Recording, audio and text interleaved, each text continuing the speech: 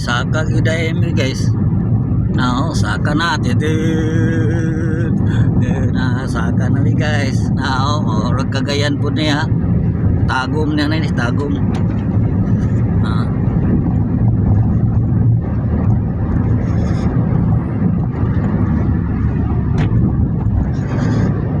Ano siya ang sikat nga flyover dito sa Tagum guys. Ano yung kasagaran makita niyo sa Facebook guys, no? Ano siya? Oh, mao gyud ni. Ano siya ang mga mall. Wala ni uyog. Wala na kayo. Mga mall dire guys, so dagko kayo guys, so na speakers, so hindi lang na tong kita kay na may kuan, so, na nakaharang. Grabe kanindot sa ilang skyway guys. Grabe kanindot. Dili na yung kagaya na niya skyway nila. Alay, kaya na yung nindot kayo. Pag lugsong na mo na guys, lapu-lapo na guys. Lapu.